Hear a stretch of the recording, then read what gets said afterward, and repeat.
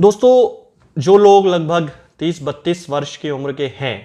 और यदि उन्हें अपना थोड़ा सा बचपन याद हो तो उन्हें बचपन में स्कूलों में एक दवा पिलाई जाती थी और लगभग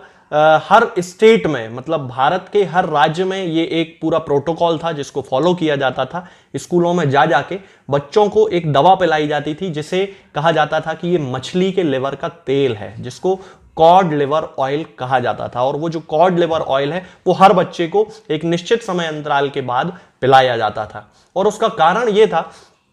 कि बहुत सारे बच्चों में रिकेट्स जैसी प्रॉब्लम, यानी कि हड्डियों के कमजोर होने के समय जो समस्या आ जाती है, उनमें जो तिरछापन आने लगता है हड्डियों में, वो समस्या डेवलप हो रही थी। और उस समय कॉड लिवर ऑयल को चूंकि ये विटामिन ए और विटामिन डी का एक बहुत ही अच्छा और बहुत ही रिच सोर्स है, मतलब एक सामान्य मनुष्य को एक दिन में जितने विटामिन ए और विटामिन डी की जरूरत है उससे कहीं ज्यादा कॉड लिवर ऑयल के एक स्पून में, यानी कि लगभग 14.5 ग्राम यदि देखा जाए तो उसमें बनता है वो, तो एक चम्मच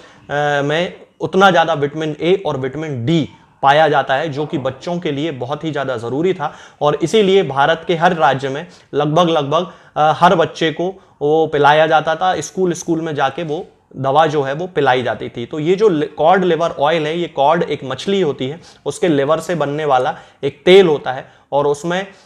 यदि देखा जाए तो उसमें ओमेगा फैटी एसिड्स भी जो होते हैं वो बहुत ज़्यादा मात्रा में पाए जाते हैं। इसीलिए इसका उपयोग एक सेकेंडरी प्रोफाइलैक्टिक के रूप में हार्ट अटैक के बाद जब पेशेंट को ठीक होने में, रिकवरी करने में ज़्यादा ज़रूरत है न्यूट्रिएंट्स की, उस समय ओमेगा फैटी एसिड्स बॉडी में बहुत ज़्यादा हेल्पफुल होते हैं। तो cod liver oil omega fatty acids का भी एक बहुत ही अच्छा रिसोर्स है। उस कंडीशन में भी ओमेगा फैटी एसिड्स को पाने के लिए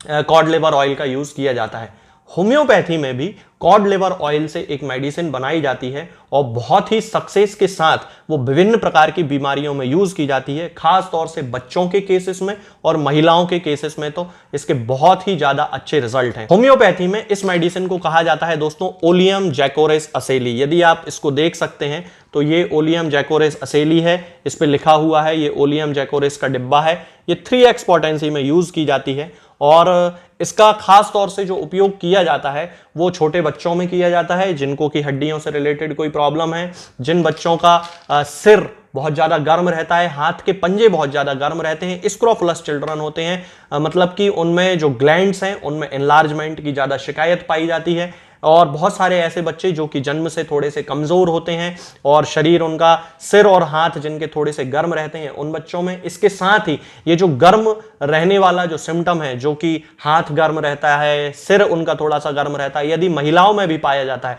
तब उस कंडीशन में भी उनकी न्यूट्रिशनल डेफिशिएंसी को, यानी कि उनके खान पान से संबंधित किसी भी प्रकार की कमी को दूर करने के लिए और खास तौर से आंखों की ज्योति बढ़ाने के लिए, क्योंकि विटामिन ए का बहुत ही रिच सोर्स है और विटामिन डी का भी बहुत रिच सोर्स है, तो हड्डियों के एक सप्लीमेंट के रूप में, विटामिन डी के एक सप्लीमेंट के रूप में इस कॉड लिवर ऑयल से बनने वाली मेडिसिन ओलियम जैकोरेस असेली, जिसका पूरा नाम है, 3x पोटेंसी में इसका जनरल यूज होम्योपैथी में किया जाता है। तो आज मैं इस वीडियो में आपको इसी मेडिसिन के सारे सिम्टम्स के बारे में बताऊंगा कि हम बच्चों में किस तरह के सिम्टम्स देख के इस मेडिसिन को शुरू कर सकते हैं और महिलाओं में किस किस बीमारी में ये खास तौर से उपयोग की जाती है। तो चलिए दोस्तों शुरू करते हैं। सबसे पहले मैं आपको यहां बता देना चाहता हूं कि ये जो ओलियम जैकोरेस असेली होती है ये इस तरह की टैबलेट के फॉर्म में आती है। आप देख सकते हैं ये टैबलेट्स होती हैं और इस तरह की ये टैबलेट के फॉर्म में आती है। आप देख लीजिए इस तरह की एक टैबलेट है जिसके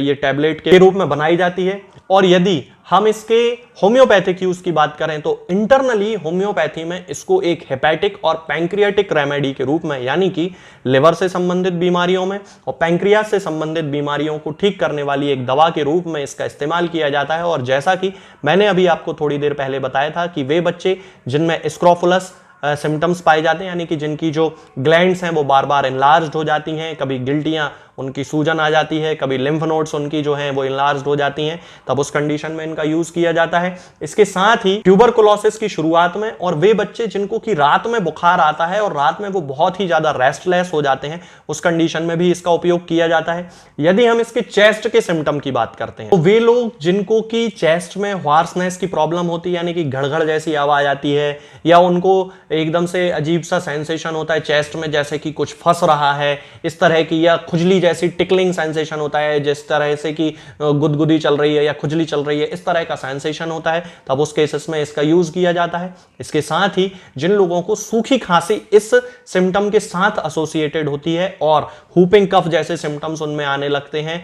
और ये जो सिम्टम्स होते हैं ये रात में एग्रावेट हो जाते हैं, तब उस कंडीशन में इस मेडिसिन का यूज किया जाता है। और इसके साथ साथ ही जिन लोगों को छाती में यानी कि चेस्ट में ऐसा लगता है जैसे कि उनको कहीं चोट लग गई है और उसके जैसा दर्द होता है, सोरनेस जिसे कहा जाता है, वैसा कहीं कोई दर्द होता है, तब उस कंडीशन में इसका उपयोग करते हैं। और पैल्पिटेशन के केसेस जिनमें कि दिल की जो धड़कन है वो अनियंत्रित रूप से बढ़ जाती है और पूरे शरीर में वो जो धड़कन है महसूस होती है, तब उस कंडीशन में भी इसका यूज करते हैं। और ये जो पैल्पिटेशन की प्रॉब्लम होती है दोस्तों, ये न्यूट्रिशन की कमी से ही ज्यादातर देखी जाती है, क्योंकि बच्चे हो या एडल्ट हो जिसमें भी इस तरह के न्यूट्रिशन के केसेस यानी कि उनको पूरी तरह जो पोषण है उनके शरीर में नहीं मिल रहा है, तब उस कंडीशन में इस मेडिसिन का यूज किया जाता है। इसके अलावा ट्यूबरकुलोसिस के वे केसेस जिनकी शुरुआती अवस्था होती है, पेशेंट का जो वजन है वो अचानक कम होने लगता है, खांसी चलने लगती है, जैसा कि मैंने अभी आपको बताया बलगम बनने लगता है, और शुरुआती अवस्था में तो जो खांसी रहेगी वो सूखी खांसी ही रहेगी, बाद में जाके वो जो बलगम है वो निकलने लगता है।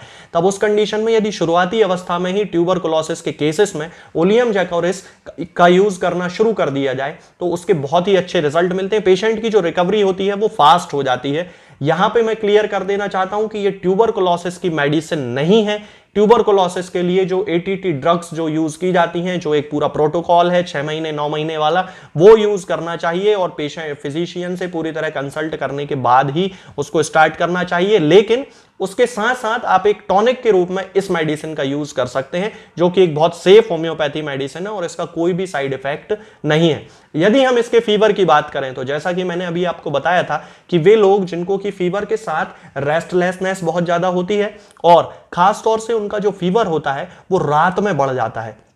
वे बच्चे जिनको रात में बुखार आने की शिकायत होती है उन लोगों को भी, और वो बहुत ज्यादा परेशान हो जाते हैं, रात में उनकी पूरी नींद नहीं लगती, रेस्टलेस हो जाते हैं, चेहरा उनका लाल पड़ने लगता है, येलो पड़ने लगता है। और वे बच्चे जो कि दूध बिल्कुल भी टॉलरेट नहीं करते, उन्हें दूध बिल्कुल अच्छा नहीं लगता है, दूध वो पीना ही पसंद नहीं करते, उन लोगों में ओलियम जैकोरिस बहुत ही अच्छा काम करती है, उनके फीवर को भी ये कम करती है। ऐसे बच्चों में ये देखा जाता है कि उनको रात में पसीना आने की बहुत ज्यादा शिकायत होती है, बहुत ज्यादा पसीना आता है, सिर से पसीना आ जाएगा, गर्दन से पसीना आने लगेगा। हालांकि ये जो गर्दन से पसीना आने वाला जो सिम्टम है ये कैलकेरिया कार्ब में भी देखने को मिलता है, इसलिए केस टेकिंग के साथ ये पता लगाना जरूरी है कि क्या ये बच्चा ओलियम जैकोरिस का पेशेंट है या फिर इसको कैलकेरिया कार्ब देनी है। यहां पे डिफरेंशिएशन करना बहुत ज्यादा जरूरी हो जाता है। अब यदि हम इसके हाथ पैरों से संबंधित यानी कि एक्सट्रीमिटीज से संबंधित सिम्टम्स की बात करते हैं तो रूमेटिज्म के जो केसेस यानी कि गठियावात के जो केसेस होते हैं उनमें ये बहुत अच्छे रिजल्ट देती है, आर्थराइटिस के जो केसेस होते हैं उनमें ये बहुत अच्छे रिजल्ट देती है, खासतौर से उन लोगों को जिनको कोहनी में दर्द की शिकायत होती है और घुटनों में दर्द की शिकायत होती है,